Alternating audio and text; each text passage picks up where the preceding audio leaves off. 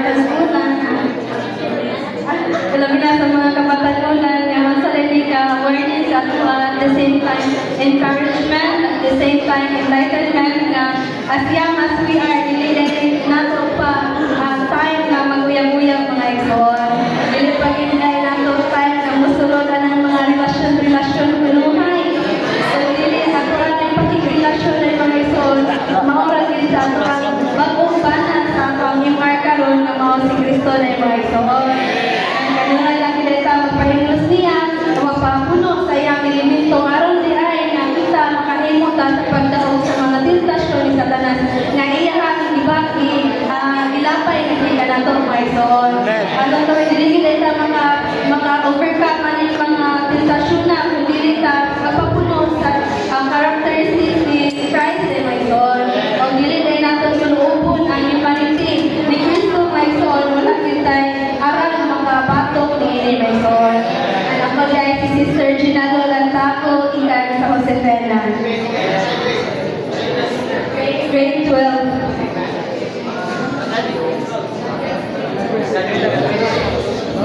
Amen. Praise the Lord mga igsoon. Ang topic yun, i-relate din sa nato mga young people, mga feelings yung mga igsoon. Na ang importance yun nila sa mga padayon yung mga magpahamay sila sa inyo mga igsoon. Nagawad na, nagsalot na nila sa ang divine essence. Pwede mo makahamyo sa kinsa sa ninyo mga young people. Please raise your hands sa mga igsoon. Raise your hands sa mga igsoon sa mga young people. Sa people. Wala, likod. Sekarang Phoenix. Amen. Likod Phoenix, mga young people. Amen. Praise the Lord. Best appreciated yung kayo ang direction sa nato mga igsoon. Nagpaibilin ka mo nila sa iglesia, nagpasaklong ka nila sa divine elemental sa Ginoo, o sa kanato ang direction sa itong kinabuhi. Kuhan yun, ganang adunan yung prosperity sa riches sa Ginoo, o daw nila sa kanato mga igsoon. Noon, ay padayon ka kalaga nila sa kanina, doon kita maatin nila sa itong kinabuhi mga igsoon. So nila, adunan yung si Kristo na nagbuhot nila sa itong mga kalihugan nato, sama sa itong pag-eskwela. Ikugit ang eskwela, kaya nakatay Kristo. Padayon ka, para ikayang kita na sa ato sa mga trabaho, manikawag kita na pagkita trabaho, kaya ato na tayo ng Kristo. Kaya si Kristo mismo, kailangan lang yun siya o mga young people, yun, dirako na siya ministry. Sa atong other day lang yun sa Montreal, ningon lang si Brother Joros, sa kanamo, na ano na yung need sa mga ipanba, sa mga young people dito sa Europe, especially dito sa Germany. Kaya nakita din sila o young people sa silang padayon sa ministry.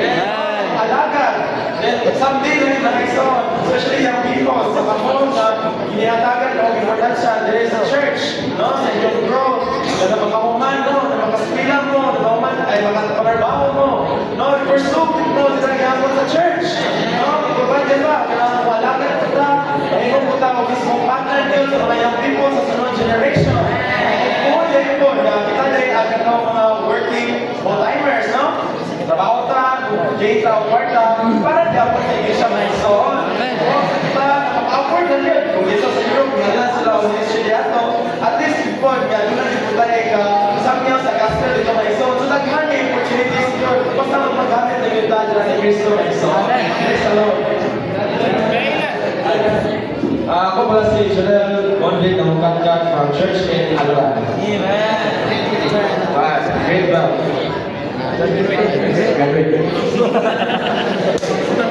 Amen. Praise the Lord mga igsoon. Sa day pabililo ng mga young people sa pananaw sa Ginoo. Unang sinanglan nato i-preserve atong matagusang lawas para sa iyang pamatigayon. Unang sinanglan na mga pilat kita mga meetings sa balay-balay diyan kita magsugod mga igsoon. Nakita diay nga makapahimulo sa iyang tulong, madagan daw o diyan ta matransforma. Amen nga.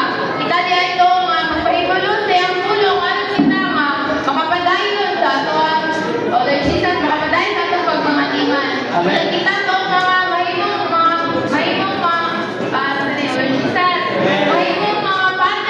sa next generation. Amen. Ako din si Sister Feby sa daman. Salamat sa inyo, Lord. Nagparayan bilang guma sa inyo sa mga kabataan mo. Kaya bilang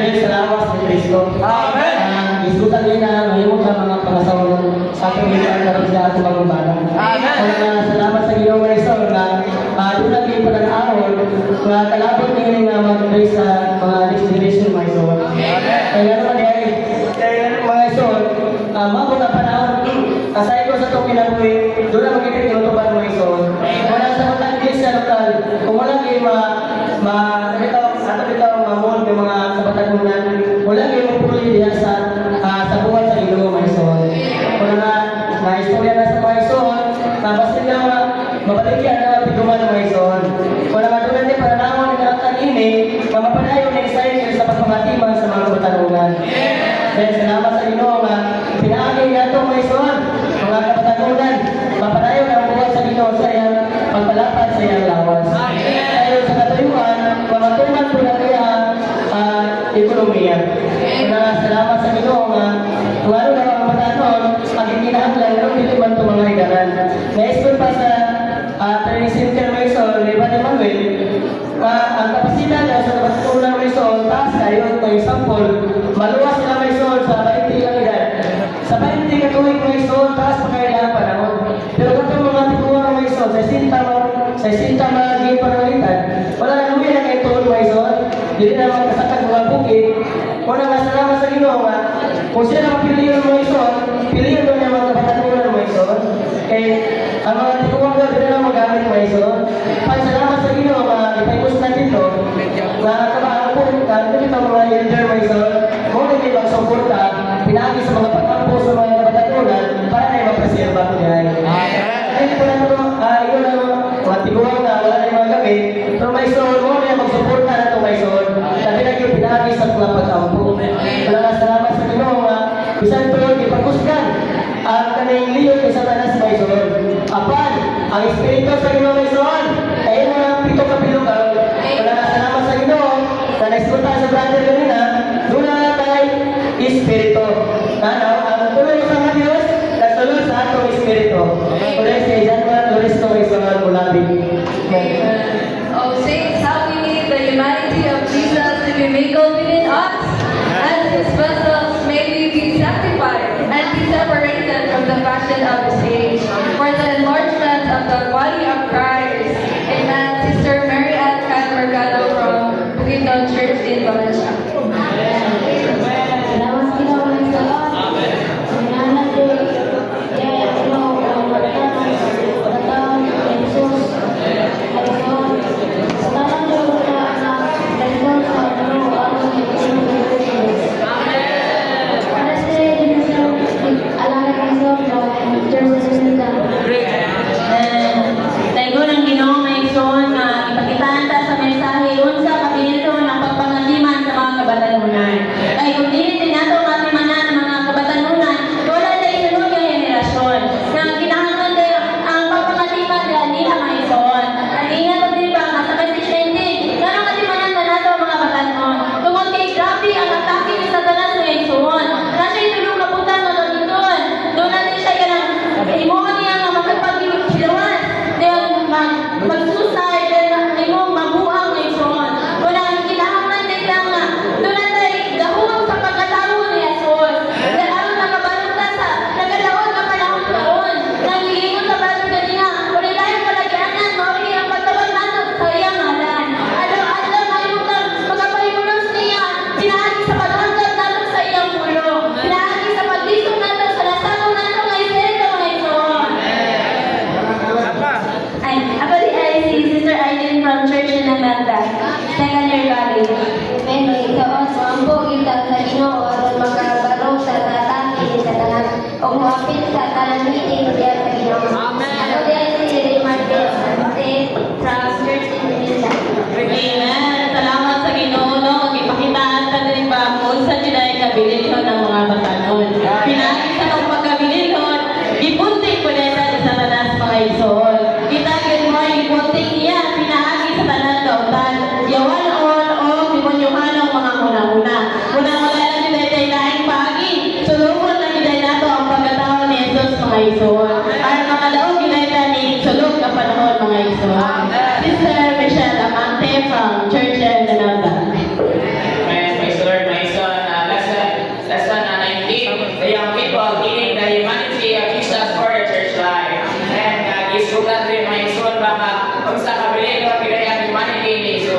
And sa art, in tabernacle, may ito na two main components or two parts which is gold and the acacia wood.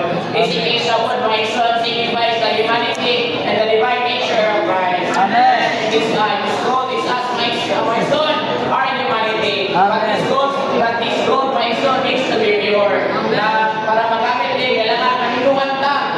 Get rid of all the impurities of this gold. And my son, pag kumanag ang pure hand, pwede na tayo yung tabernacle, pwede na tayo yung art, my son. And nakita ang mga young people, kailangan rin na natin pag-uswag, hindi natin ang misyanong pinamuhin. And hindi nila magpabiling bata, kailangan na natin pag-ubo. So kailangan natin yung humanity of Jesus. May kanilang humanity of Jesus, ulit magpuli sa taong pagkatao. And sabi kung wala ka nakabato na ni Maison, dakong sala at makuha. And hindi nila makawistan sa mga sa Satanas, Maison, sa iyang mga strategies. So kailangan Maison natin mag-uswag, natin magpayunos sa pulong sa Ginoo. And ang fornication, Maison, all throughout the Bible, from Genesis to entire Bible, Maison, grabe balik-balik yung fornication. Kaya yung fornication, Maison, isa na siya sa kadakong kasalang mga buwan sa tao. Then, sa nakutin yung kung wala mga kabiyang ay nagsumbi, Maison, and hindi palikuya-kuya, Maison, isa na siya sa dakong na pamaaming sa tanas, araw kita wala sa pagkakitan sa Ginoo. This is the fornication. And mga ison, pinabalik-balik na ang mga batanon ayaw sa pagkuya-kuya, mag-focus sa education. Because education, my son, it is the leaders of proper church life. And my son, balik-balik na dating is from the devil. And my son, mga kaning pag-date, my son, kaning natay, ang kanilak po, my son, mga apin na itong gumani sa Ginoo, pero ito anong narinig guma. And ang bantay-bantay ta, we need to see the heavenly vision. If we see this heavenly vision, we will be able to see the strategies of Satan. If we see the strategies of Satan, we will have the ability to prevent all the strategies, my son. Brother, church in another grade 11. Praise the Lord, mga ison. Kailangan bigay yun na hindi kita magpadala sa invitation sa tagas mga ison. Ginoon, magpahimulos kita sa pulong sa Ginoo mga ison. Kumagtawag kita po sa pangalan sa Ginoo mga ison. Nakakulay si Angel Chris Ibanyas from Church of Satan. Men, salamat sa Ginoo. Salamat sa kaya sa Ginoo niagigit siya o pagkalaan sa Ginoo para nato. Pero na sa tuyo ito mo tiwasin kasi na matuman yun ang nga pamatigayan ng Diyos. Kaya sa natakapulahan na sa natakapulahan pa ng Diyos na gumagyapan din nato ng Diyos. Kaya sa importante niya mga putanon nga gamiton niya ang gas sa pamatigayan sa Diyos. Wala yung ang Diyos sa iyang paghinundog o paglasig na ito ang kinahanglan musin natin o pahimulot yun niya kanong na-direction.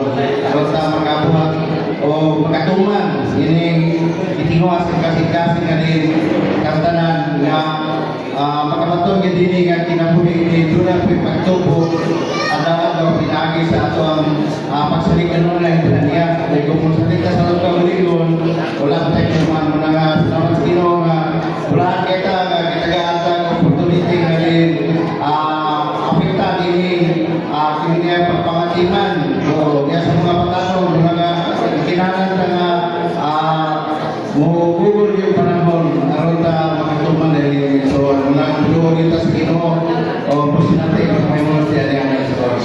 Kaya ko na si brother Pilad Musol ng Church sa Manila. Amen. Nakita na yung mga batanan, kita rin sa tanang sa mga laro na rin sa likoy natin na need to call upon the name of the Lord. Amen. Ako na yung si batanan na from church like that. Salamat sa Ginoo nga ison. Tinaw tayo nga kinahanglan din o mga batan-on nga alang sa pakiulit sa Ginoo. Mamuli siya magdala o ulit sa himig ng panahon. Ano na siya ang pagkatao muna siya giginharan sa mga batanon.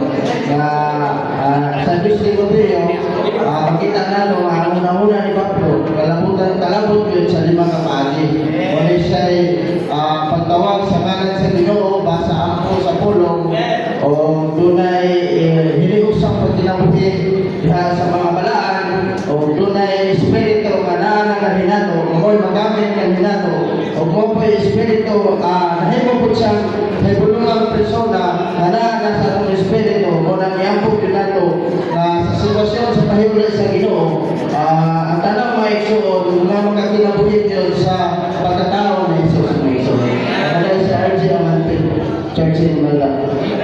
Amen. Praise the Lord, mga igsoon. Nga kung mga pahimulos dahil na ni Cristo, mahimo nato siyang pagkamao, mga igsoon. Kaya kinahanglan ulit sa pagkatao ni Cristo, paglayang buwan, mga igsoon. Maaari mga sulod niya. Okay, amen. So, mukhaon na yun sa iyang puno, mutawag na niya ang dapat. Ako na siya na pang-church niya. Amen. Nga makita kasi ay nato kung unsa ka importante ang pagpangalipat sa mga batanon aron makakita sa pagtigay sa Diyos. Amen. Nga kita ang mga batanon ginabalik-balik patagingon nga dili ta magpadala sa mga pagdiktat sa Satanas. Aron makadaot sa ini mga igsoon, mahimo muli sa kita sa atong nasagol nga espiritu o mutawag sa ngalan sa Ginoo. Amen. Nga ako na si Sister Naisy Pilamo from the church in Imelda.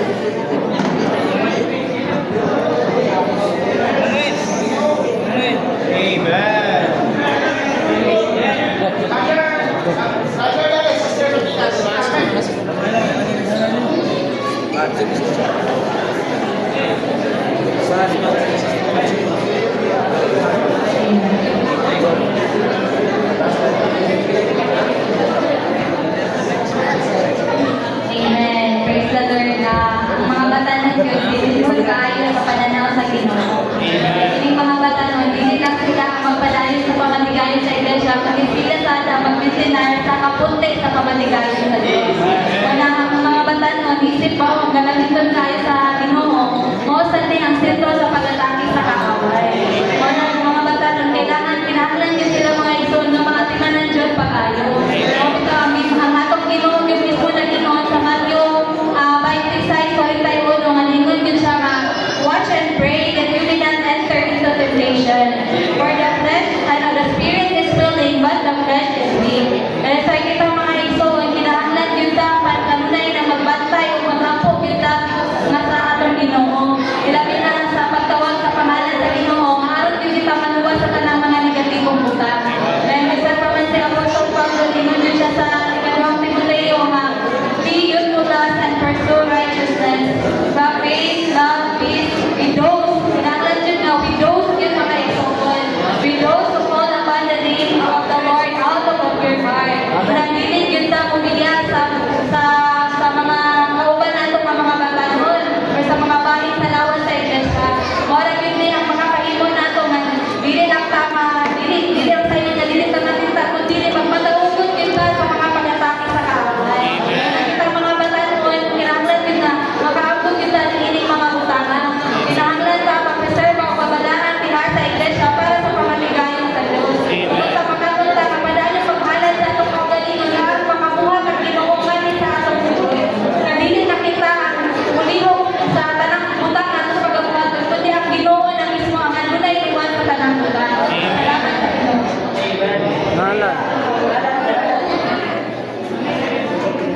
Sister Aileen Galunsag, Lakewood. Praise the Lord na ison. Unsa sa dato mga pagpamulo sa ison na ison. Pamulo sa to ison. Alang yan sa mga batanon na ison. Isin mga batanon na ison. Giginahanglan ni grabe nato niya mga opportunity na ison. Ngayon yung mga bata na ison. Ngayon nga baskot pa itong mga bukog na ison. Giginahanglan niya ato ipagamit niya itong ibong pagkabatanon na ison. Kasi na ison. Pagkaingon ang mga tao na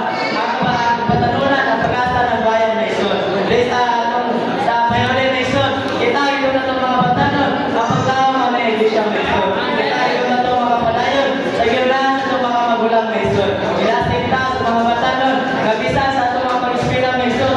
Dili kinala sa mga pagalingon, kundi alang sa Ginoo Maison. Lagi sa mga pag-inspira Maison, gusto ta magamit diya sa Ginoo Maison. Atong mga gulang Maison, muna sa mga training Maison, training sa video, training sa Malabo Maison, sa tuyong Maison, gusto kita magamit diya sa priority Maison. Amen.